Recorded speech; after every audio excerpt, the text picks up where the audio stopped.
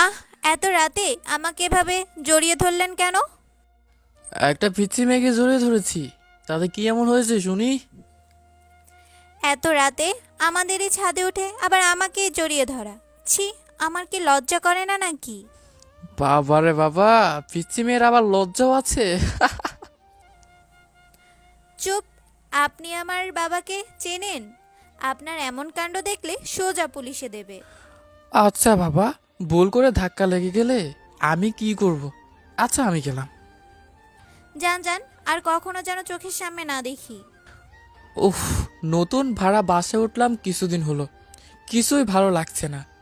আগের বাসাটাকে ভুলতেই পারছিলাম না। বন্ধুদের খুব মিস করছিলাম। সময় যেন কিছুতেই কাটতে চায় না। কি আর করার, মানিয়ে নেয়ার চেষ্টা করছি সব কিছুর সাথে। নতুন বাসায় উঠলাম, আজ 7 দিন হয়ে গেল, কিন্তু আমি ঘর থেকে তেমন একটা বাইর হইনি। আমাদের বাসাটা 3 তলায়। বাসাটা অনেক বড় ধরনের। আমার অবশ্য বেশ পছন্দ হয়েছে। ভালো লাগছিল না, তাই হাঁটতে হাঁটতে ছাদে চলে গেলাম। ছাদে আসলাম, কিন্তু তেমন কাউকে দেখতে পাচ্ছি না। পাশাপাশি আরো কয়েকটা ফ্ল্যাট দেখতে পেলাম। দূরত্ব তেমন একটা নেই বললেই চলে। ছাদে একটা দোলনা দেখতে পেলাম, খুব সুন্দর করে ফোম দিয়ে সাজিয়ে রাখা হয়েছে। আশেপাশে কয়েকবার চোখ বুলিয়ে আমি বসে পড়লাম দোলনাটাতে। আরামদায়ক বলতে হবে, বসতে ঘুম এসে যাচ্ছিল, তবে ঘুমানো আর হলো না, পিসকে একটা মেয়ের জন্য। বয়স নির্ঘাত কথা হবে, এই ধরেন 7 থেকে 8 বছরের মতো। কাছে এসেই শুরু করলো, আমার দোলনায় ঘুমাচ্ছেন কেন? ওলে বাবা, দোলনাটা তোমার? কই, কোথাও তো তোমার নাম দেখতে পাচ্ছি না। আমার পাপাকে চেনেন? কেন? তোমার পাপা বুঝি বারাক ওবামা, ডোনাল্ড ট্যাম্প যে? তাদের চিনতে হবে। এনারা কে?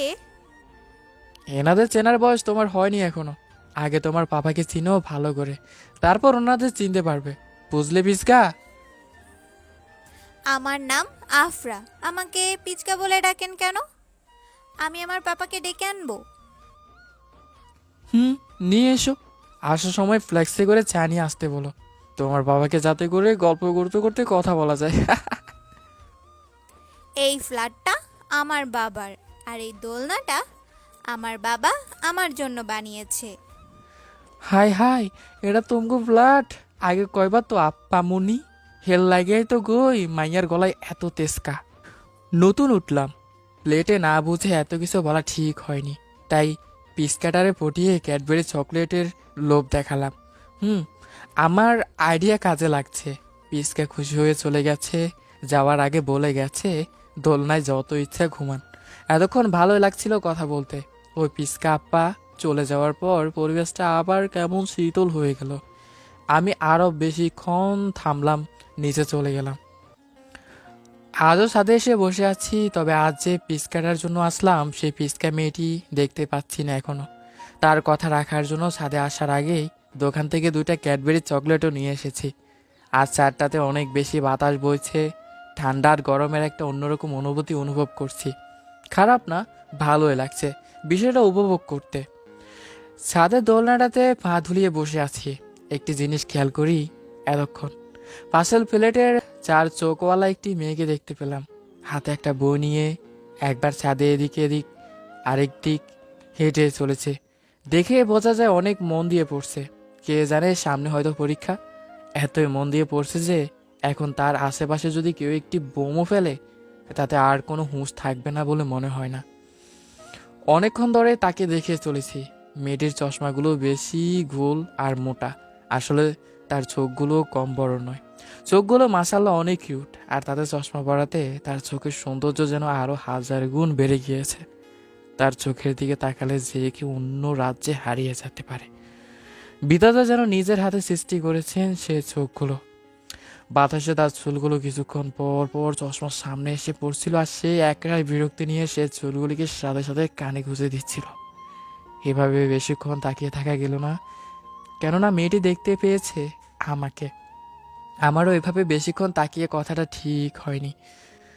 মেয়েটিও হয়তো বুঝে গেছে যে আমি এতক্ষণ তাকে দেখছিলাম। কিছুটা রাগী লোক নিয়ে আমার দিকে তাকিয়ে রইল। কিছু হয়তো বলতে চেয়েছিল, তবে কিছু না বলে পিছন ফিরে চলে যায় সে। চারপাশের এলাকাটা ঘুরতে বের হলাম আপ্পাকা নিয়ে। বলতে ভুলে গেছি বাড়িওয়ালার ছোট মেয়ে আপ্পা মনির সাথে আমার ভালোই খাতির। তার ইচ্ছায় বের হওয়া, জোরাজোরি করছিল খুব। রাস্তা থেকে রিক্সা নিয়ে ঘুরতে লাগলাম, ভালোই লাগছে ঘুরতে। কিছুক্ষণ যেতে আপরা বলতে লাগলো তার নাকি রিক্সায় চড়তে ভালো লাগছে না, তাই সে হাঁটবে। তার ইচ্ছাতেই কিছু দূর গিয়ে নেমে পড়লাম। ভাইয়া মিঠাই খাবো। রাস্তার জিনিস খাওয়া ভালো না, তুমি জানো না? না না, আমাকে কিনে দাও। আচ্ছা বাবা, দাঁড়া, কিনে দিচ্ছি। মিঠাই কিনে দিয়ে আমার হাঁটতে লাগলাম। আমরা খুব মজা করে খাচ্ছি মিঠাই। হাতা গালে একবার মাখামাখি অবস্থা। তার খাওয়া দেখে আমারও খেতে ইচ্ছে করছিল, বলতে ইচ্ছে করছিল পেটেও একটা সামনে দাঁড়িয়ে দাঁড়িয়ে খাওয়া হচ্ছে, কিন্তু একটি বারের জন্য জিজ্ঞাসা করা হচ্ছে না আমি খাবো কিনা। হাঁটতে হাঁটতে একটা স্কুলের সামনে চলে এলাম। আপরা এই স্কুলটাতেই টুতে পড়ে। আমাকে বলতে লাগলো এখানকার যত খবর তার জানা আছে।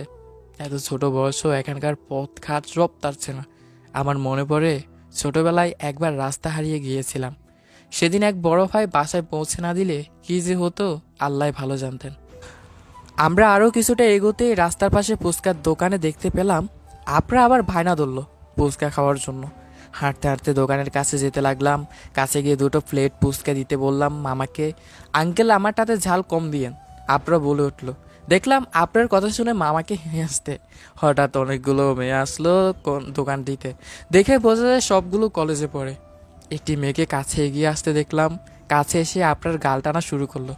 আপনার এতক্ষণ খাওয়ার দিকে মন দিয়েছিল, হঠাৎ গাল টানাতে কিছুটা বিরক্ত হয়ে সে উপরে তাকাতে আবার মুখে হাসি ফুটে উঠলো।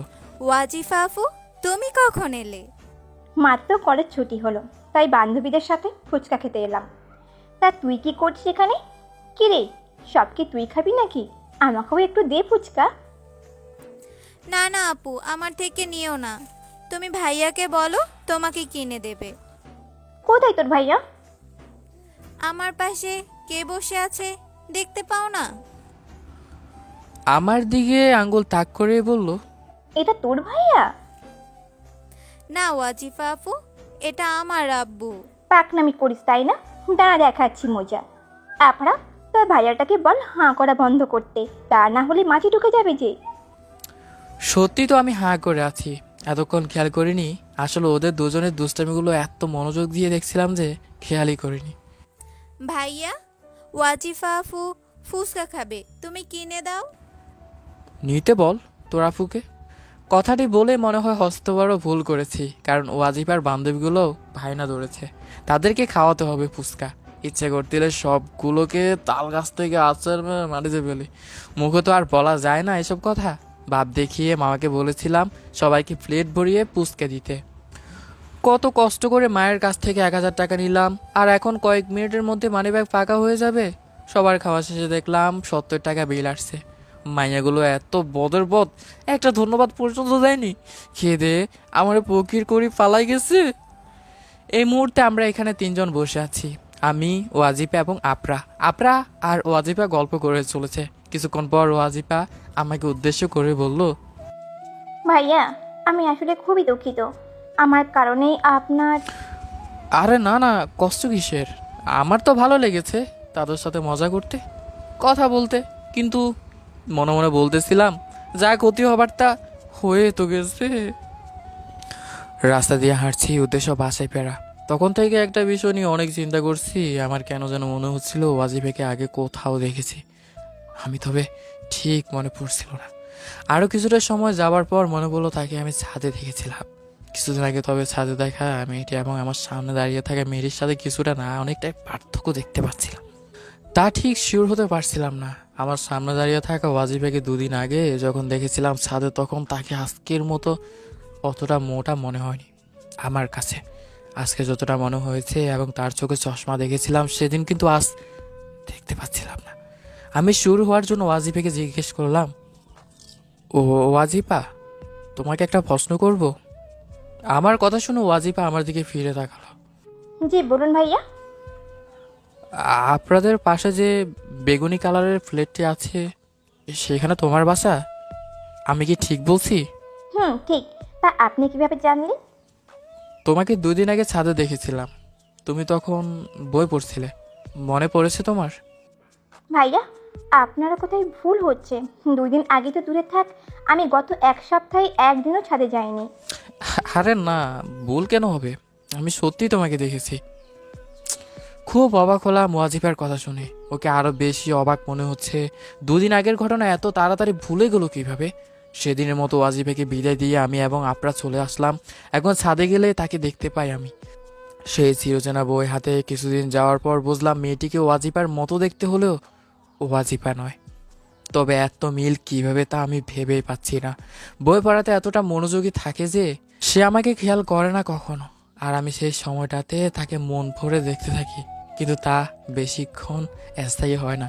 কেননা আমি কি দেখতে পেলেই সে চলে যেত। কতবার কথা বলার চেষ্টা করেছি তার সাথে, কিন্তু লাভ হলো না। আমার প্রশ্ন হলো, সে কেন কথা বলে না? তার মুখ থেকে কথা বের করার জন্য একদিন ইচ্ছা করে একটি কাজ করলাম। এই মেয়ে, তুমি কথা বলো না কেন? তোমাকে যেদিন প্রথম দেখেছিলাম সেদিন থেকে আমি তোমাকে নিয়ে স্বপ্ন দেখা শুরু করেছি, অথচ তোমার নামটাও এখনো জানা হয়নি এখনো। এইটুকু একটি কাগজে লিখে তার দিকে মেলে দিয়েছিলাম। কাগজটা যখন সে হাতে নিয়েছিল তখন আমি বকা খাওয়ার জন্য প্রস্তুত হয়েছিলাম। অবাক করা বিষয় হচ্ছে সে কিচ্ছু বলল না, আমায় শুধু আঙ্গুল দেখিয়ে ওয়ার্নিং দিয়ে চলে গেল। পরের দিন 2 থেকে 3, 4, 5 দিনেও তার কোনো দেখা পেলাম না ছাদে। এই 5 দিনে তাকে দেখার মনটা বারে বারে চটপট করছিল, কিন্তু কাজের কাজ কিচ্ছু হয়নি। তার আশা হয়তো ছেড়ে দিতে হবে ভেবে ভেবে যখন কষ্ট পাচ্ছিলাম, সেদিন রাতে ওয়াজিফার আগমন ঘটল। সে তার সঙ্গে করে একটি চিঠি নিয়ে এসেছে আমার জন্য। পাশের বাড়ির তোর একটা আপু এ সিটিতে দিয়েছে রে, বলেছে তুই ভালো করে পড়তি। কোন আপু? আর ও আজিবে মামুনিকে তুই চিনিস নে? আমি অনেক মনে ভয় নিয়ে চিঠিটা খুললাম। চিঠিটা হাতে পেয়ে খুলতেই আসলে ওয়াজিফা আর আমি জমজ। আমি বয়সে ওর থেকে 15 মিনিটের বড়। একটা ছোট্ট ঘটনা বলি। আমি যখন 9-এ উঠি তখন ক্লাস 10-এর আহান্নাফ নামে একটা ছেলেকে আমার অনেক ভালো লাগতো। তাকে নিয়ে কত কিছু ভাবতাম, তাকে নিয়ে কত কী যে লিখেছি বই খাতা ডায়েরিতে, তার কোনো ইয়াত্তাই নেই। পরে আর থাকতে না পেরে আমার কাছের এক বান্ধবীর মাধ্যমে তাকে সব জানানো হয় এবং আহান্নাফ তার সানন্দেও গ্রহণ করে। সেদিন রাতে আমার কোনো ঘুমই হয়নি খুশিতে। তারপর তার ভালোই যাচ্ছিল দিনকাল। কিছু মাস পর আহনাফ আমাকে ছেড়ে দেয়। এতে আমি ওর দোষ দেখিনি, কারণ ও জানতো আমাদের সম্পর্কটা কখনো পূর্ণতা পাবে না। না, জন্মের পর থেকেই আমি বোবা। আমি যে কথা বলতে পারি না, এমন বোবা মেয়ের সাথে কোনো বাবা মা তার ছেলেকে বিয়ে দিতে চাইবে? আমার চিঠিটা হাতে পাওয়ার পর হয়তো আপনি আমাকে নিয়ে ধারণাগুলো সব বদলে যাবে। আমার সঙ্গী এখন আমার বই, তাই প্লিজ কাল থেকে আপনি ছাদে আসবেন না।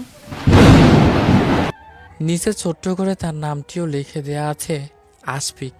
চিঠিটা পড়া শেষে স্থির হয়ে দাঁড়িয়ে রইলাম কিছুক্ষণ। সময় যেন থমকে গিয়েছে, কি করব বুঝে উঠতে পারছি না। না, যা ভাবার এখনই ভেবে নিতে হবে। ছোট থেকে যে কথা বলতে পারে না তার জীবনটা কেমন কষ্টের তা না বললেও চলে। না, তাকে আর কষ্ট পেতে দেয়া যাবে না। আমার এককে চাই। রাত 12টা বাজতে চললো, কিন্তু তাহসান এখনও একই জায়গায় একইভাবে এখনও চিঠিটার দিকে হাউমাউ করে তাকিয়ে রয়েছে। সে উঠল বসা থেকে। ঘুমানো দরকার, কালকে ঘটনার জন্য অপেক্ষা করতে হবে। ভবিষ্যতে কি হবে তা কেউ বলতে পারে না, তবে তাহসান এখনই ভবিষ্যৎ নিয়ে চিন্তা করা শুরু করে দিয়েছে। তার ভবিষ্যৎ এখন তার কাছে পরিষ্কার। সকাল হলো, ওয়াজিফার মা বাবার সাথে কথা বলে ধুমধাম করে বিয়েটা হয়ে গেল। অবশেষে বাসর রাত।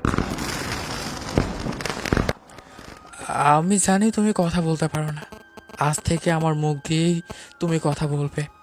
আমি তোমাকে আমার সবটুকু দিয়েই আগলে রাখবো। তারপরে মেয়েটি আমাকে জড়িয়ে ধরলো।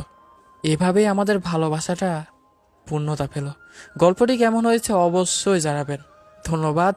আল্লাহ হাফেজ।